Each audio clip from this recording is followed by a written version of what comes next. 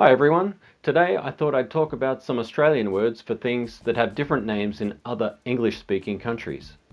There's also a short part 2 video with some of those words used in a sentence, plus grammar for expressing thoughts and actions that took place in the past. Yesterday I went to Leongatha, about 10 minutes away from Korumburra. As you can see, it's raining while the sun is shining. We call this a sun shower.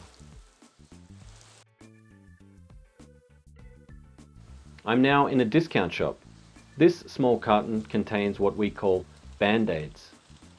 Bandaids is a brand name used in North America and Australia. In Britain they call these things plasters. You might need one obviously if you get a small cut. Sometimes in British and Australian English we call a small cut a nick. Like, I nicked my finger when I was cutting the sanger. A sanger is an Aussie word for a sandwich. These black bags with zips and straps are called bum bags here. In America they call these fanny packs, which sounds kind of weird to an Australian hearing it for the first time, because fanny means something very different here, which I'll let Google explain for you. These are rubber bands, and these are markers, which are a lot like textas. A texta is an Australian word for a coloured felt-tipped pen, usually referring to the kind you see kids use for colouring.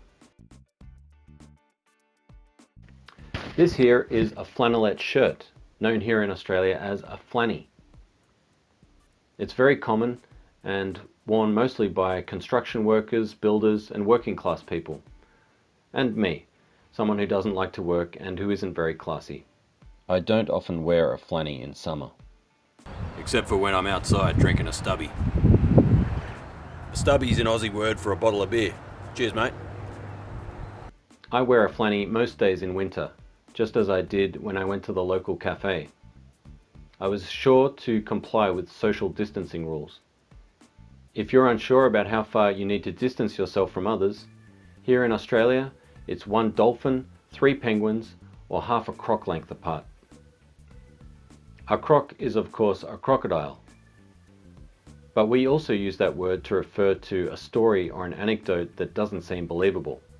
For example, I discovered the coronavirus was created by a cabal of interior designers. They want people kept inside for long periods of time, so they'll go crazy and hire professionals to rearrange their living space. That sounds like a croc. That sounds like a crock of shit. Surely now is a good time to take a look at a few grammatically correct ways we can talk about the last time we needed something. You can see me talk more about that in part 2. Please first just take a moment to like and subscribe, and I'll see you in the next video. Bye for now.